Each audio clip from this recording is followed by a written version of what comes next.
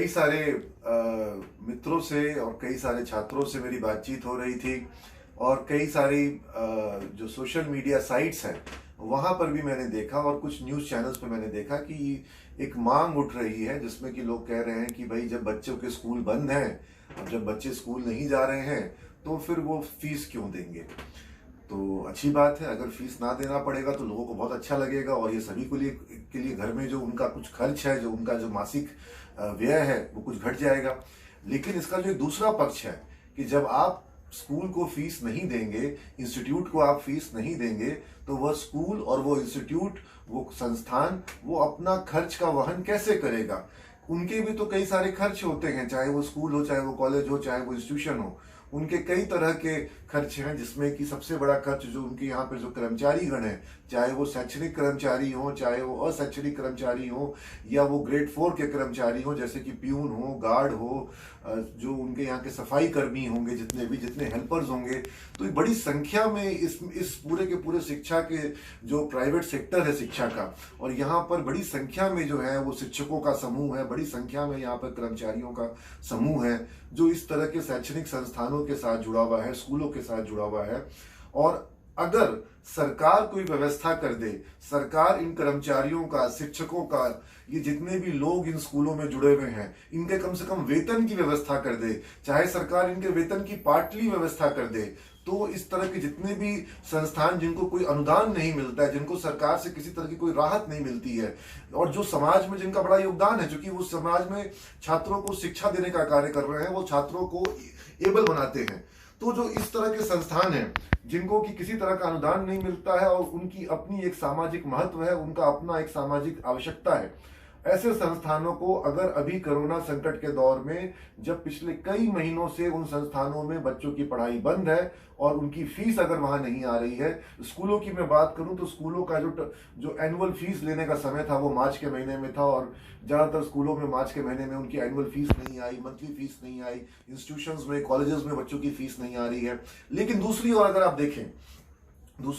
देखें तो इन स्कूलों के द्वारा, शिक्षण संस्थानों के द्वारा लगातार छात्रों की पढ़ाई सतत जारी रहे, इसके लिए प्रबंध किए गए, चाहे ऑनलाइन मोड के माध्यम से हो, चाहे असाइनमेंट सबमिट करके हो, चाहे यूट्यूब पर क्लासेस हो, जूम पर हो, वेबएक्स पर हो, गूगल मीट पर हो, सभी संस्थान और जो शिक्षक, और खास तौर पे ऐसे शिक्षक जिनको की ऑनलाइन मोड में पढ़ाने की बिल्कुल आदत नहीं थी, उन लोगों ने अपने आप को बदला, क्योंकि वो चाहते थे कि छात्रों के साथ उनका संबंध बना रहे, उन्हें बिना पढ़ाए उनको घर पे बैठ के चैन नहीं शिक्षकों को, तो वो अपने पढ़ाने का कार्य कर रहे हैं। जो बच्चे नहीं आ रहे हैं उनका अटेंडेंस बन रहा है, उनको कॉल जा रहा है कि तुम ऑनलाइन क्लास क्यों नहीं कर रहे हो, बच्चों का असेसमेंट हो रहा है, ऑनलाइन वाइवा हो रहा है, क्विजेस हो रहे हैं, प्रेजेंटेशन हो रहे हैं। तो जब ये सारा कुछ किया जा रहा है, जो काम जो लॉकडाउन के दायरे में रहते हुए जो काम किया जा सकता है, वो सारे काम शिक्षण संस्थान कर रहे हैं, स्कूल कर रहे हैं, कॉलेज कर रहे हैं। और ऐसे में अभी जब इकोनॉमिक टाइम्स में एक सर्वे आया है जिसमें बताया गया कि 73% भारत के जो निजी संस्थान हैं, चाहे वो शैक्षणिक हो, चाहे वो कोई कारखाने हो, चाहे फैक्ट्री हो, चाहे वो कोई सर्विस सेक्टर की हो, मैन्युफैक्चरिंग सेक्टर की हो, 73% भारत का जो निजी जो क्षेत्र है वह अपने कर्मचारियों को 2 महीने से अधिक समय वेतन दे पाने में सक्षम नहीं है, उसके पास इतना रिजर्व नहीं होता है कि वो दे सके। प्लस कई सारे शैक्षणिक संस्थान ऐसे हैं जिनका एक्सपेंशन का काम हो रहा होता है, कैपिटल एक्सपेंडिचर हो रहा होता है। जैसे अगर मैं अपने संस्थान की बात करूं तो हमारे कई सारे नए भवन बन रहे हैं, उन भवनों को बनाने में जो हमारे पास रिसोर्सेज आते हैं, वो जितने रिसोर्स आते हैं उससे ज्यादा का व्यय वहां पर होता है। तो ऐसी स्थिति में संस्थान के पास ऐसा कोई रिजर्व नहीं होता है जिस रिजर्व के बेसिस पर वो शिक्षकों को वेतन दे सके। शिक्षकों को वेतन देने के लिए जो छात्रों की जो मासिक जो फीस आती है, जो शुल्क आती है, वही सबसे बड़ा आधार होता है। और आपको जो हमारे जो छात्रगण हैं, जिनके द्वारा ही शैक्षणिक संस्थानों का पूरी की पूरी जो उनकी जो सारे खर्च और व्यय जो है उनका निर्वहन होता है, अगर वह इस बात को नहीं समझेंगे, आज हमारे पास जो है वो गवर्नमेंट स्कूल्स में जो शिक्षक हैं उनको वेतन मिल रही है, लेकिन जो प्राइवेट स्कूल के शिक्षक हैं उनकी क्या खराबी है, उनकी क्या कमी है कि जो प्राइवेट स्कूल के शिक्षक है, चूंकि प्राइवेट संस्थान जो है वो कमजोर है, सरकार की तरह उसके पास क्षमता नहीं है, तो उसको वेतन नहीं मिल पा रहा है। तो हमें समझना पड़ेगा कि जो निजी संस्थान के जो शिक्षक हैं उनका भी उतना ही महत्व है। और अगर हम बात करें तो कई सारे ऐसे अभिभावक हैं जो कि सरकारी जॉब में हैं, जो किसान हैं, जिनको की उनकी आमदनी पे बहुत बड़ा, किसानों के क्षेत्र के विषय में मानूंगा कि किसानों की आमदनी में कुछ जरूर फर्क पड़ा होगा, लेकिन ज्यादातर सरकारी कर्मचारियों को उनका वेतन समय से मिल रहा है। और वैसे लोग भी अगर स्कूल में, कॉलेज में, शिक्षण संस्थान में बच्चे की फीस जमा ना करें तो फिर शिक्षण संस्थान कैसे आगे बढ़ेगा और कर्मचारियों को, टीचर्स को वेतन कैसे मिलेगा। हमारा दायित्व जो है वो हमारे गुरुजनों के प्रति तो होना ही चाहिए। और अगर हम एक बात देखें कि जब ये जो फीस आज जमा नहीं कर रहे हैं जो लोग, उनकी ये फीस धीरे धीरे एक्युमुलेट हो जाएगी, और जब ये एक्युमुलेट हो जाएगी तो फिर इकट्ठा काफी बड़ी अमाउंट बाकी रह जाएगी। और ऐसे में जो मध्यम वर्गीय अभिभावक हैं, उनके लिए लॉकडाउन खुलने के बाद, क्लासेस खुलने के बाद इस पूरी फीस को एक साथ जमा करना ये कठिन कार्य होगा। घर में और भी कई तरह के व्यय होते हैं, एक आम मध्यम वर्गीय परिवार के घर में कई तरह के व्यय हैं, और लॉकडाउन की कठिन परिस्थिति में भी हर एक परिवार अपने अपने स्तर से खर्च में कटौती करके उन व्ययों को जो है उनका वो प्रबंध कर रहा है। आप पार्ट पेमेंट कर सकते हैं। कई सारे स्कूल और कई सारे कॉलेज छात्रों को ये विकल्प दे रहे हैं कि वो पार्ट पेमेंट कर दे। अगर किसी छात्र की फीस 5,000 रुपए बाकी है तो वो अगर 2,000 भेज दे, 3,000 जमा कर दे, पेटीएम से जमा कर दे, गूगल पे से जमा कर दे, वो बैंक अकाउंट में किसी बैंक के ब्रांच में जाकर के जमा कर दे, या कोई एक प्रतिनिधि कॉलेज में, स्कूल जो खुला, उसके कार्यालय खुले हुए वहां आके जमा कर दे। लेकिन अगर संस्थान के पास बच्चों की फीस आएगी नहीं तो बड़ा एक कठिन, एक क्राइसिस जैसा सिचुएशन क्रिएट हो जा रहा है, जिसमें कि संस्थान के लिए ये बहुत ही एक कठिन मानसिक यातना का दौर शुरू हो चुका है कि वो अपने कर्मचारियों को, अपने शिक्षकों को किस तरह से जवाब दे, क्या जवाब दे, उनको कैसे वो मना करे कि भाई अभी व्यवस्था नहीं हो पा रही है। ये आपको समझना पड़ेगा, क्योंकि ये जो गुरु, ये जो टीचर्स हैं, ये जो शिक्षक हैं, इनका बड़ा रोल है, इनका बड़ा महत्व है आपके बच्चों के करियर को बनाने में। और कल को ये बच्चे उसी टीचर के पास जाके पढ़ेंगे और अपेक्षा करेंगे पूरे मनोयोग से वो शिक्षक अपना सब कुछ, अपना सारा ज्ञान दे और आपके बच्चे को, आपके छात्र को वो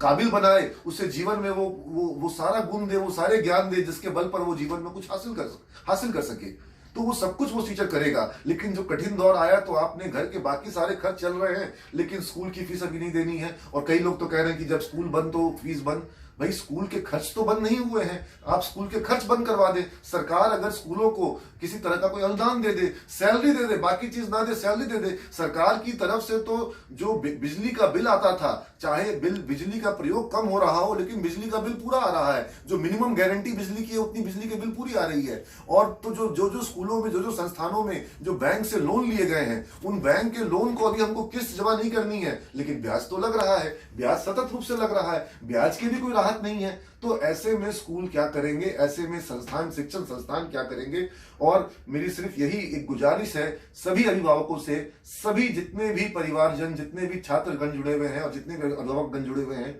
कि आपको समझना होगा ये हमारे समाज के एक मूल स्तंभ है, ये हमारे समाज के आधारभूत स्तंभ है। अगर शिक्षक की जो कौम है और शिक्षकों की जो कंट्रीब्यूशन है, उसे हम सही समय पर और इस कठिन परिस्थिति में अगर उसको हम महत्व नहीं देंगे, उसे हम सहयोग नहीं करेंगे, तो ये हमारे समाज के लिए, हमारी अगली पीढ़ी के लिए ये बहुत ही खराब संदेश होगा। ये शिक्षक जो है, इनको भी आपको कोरोना वॉरियर्स के रूप में देखना होगा, क्योंकि ये इंश्योर कर रहे हैं कि एक भी दिन बच्चे की पढ़ाई रुके नहीं। और शिक्षा का कोई मूल्य नहीं होता है, शिक्षा व्यवसाय नहीं है, शिक्षा व्यापार नहीं है, लेकिन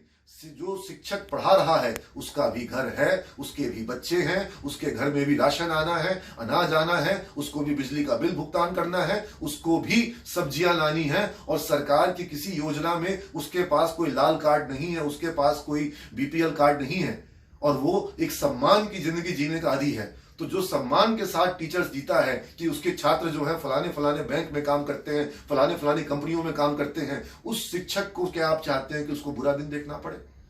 तो मेरी बात को मैं यहीं पे विराम दूंगा कि आज ये सारी चीजें जब कोरोना के दौर में हम लोग सब अपने अपने हिसाब से प्रबंध कर रहे हैं, जहां जिसको जो संभव हो रहा है मदद भी कर रहे हैं, लेकिन जो शिक्षण का कार्य है वह भी एक महत्वपूर्ण कार्य है। और वहां पर जो हमारा दायित्व है, जो हमारी जिम्मेवारी है, और जिनके संग कोई कठिन परिस्थिति है, जो अभिभावक के संग बहुत कठिन परिस्थिति है, मैं कहता हूं शिक्षण संस्थानों को ऐसे अभिभावकों को राहत देनी चाहिए, उनको समय देना चाहिए, उनके साथ उनको किसी तरह की खड़ाई नहीं करनी चाहिए। लेकिन वैसे सारे अभिभावक जिनको वेतन मिल रहा है, उनको भी शिक्षण संस्थान के प्रति अपना दायित्व दायित्व, अपना कर्तव्य निर्वहन करना चाहिए। मिलजुल करके ही हम सबका ख्याल रख सकते हैं और शिक्षकों के प्रति जिम्मेदारी का निर्वहन करना अति आवश्यक है। मेरे टीचर्स, हमारे समाज के टीचर्स, हमारे स्कूलों के टीचर्स, इन सब के प्रति हम लोग को जागरूक रहना होगा। और जो निजी संस्थान है उनकी जरूरत है, इसीलिए वो है। अगर सरकारी संस्थानों के बल पर ही शिक्षा का कार्य पूर्ण हो जाता